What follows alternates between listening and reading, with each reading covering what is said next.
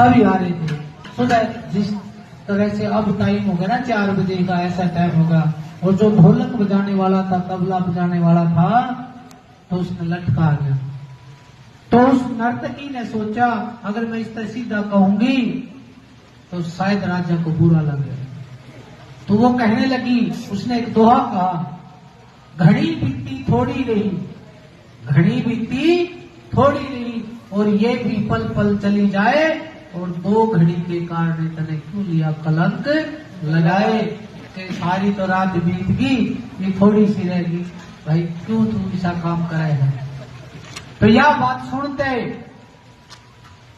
जो राजा का गुरु था, उस तरह में मोहर रुपया का एक थैला भर के दे रखा था।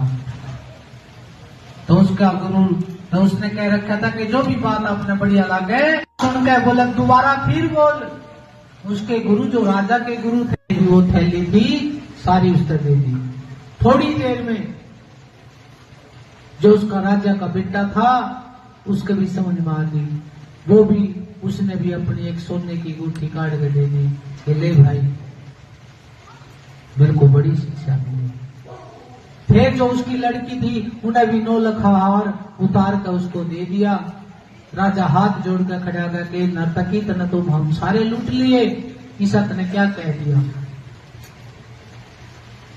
तो महाराज जो उसके गुरु बैठे थे उनके आगे हाथ जोड़ के खड़ा होगा, महाराज जी ये क्या मतलब है।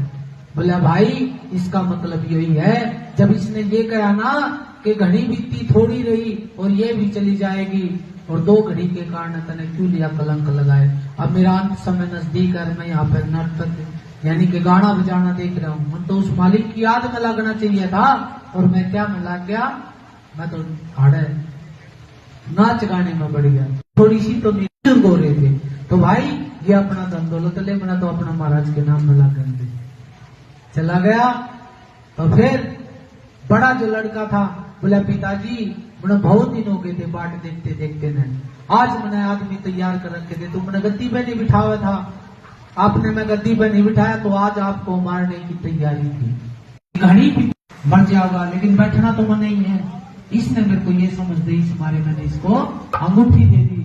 फिर उसकी लड़की की बात आ गई कि मैंने जो अपना उनका सेनापति था कि उसके लड़के के साथ आज मैंने भाग जाना था, लेकिन जब इसने ये बताया कि घड़ी बीती थोड़ी रही, ये भी पल पल चली जाए, और 2 घड़ी के कारण तने क्यों लिया कलंक लगाए, तो मैंने यही सोचा कि तू है ना अपने पिता का कलंक लगा गया होगा।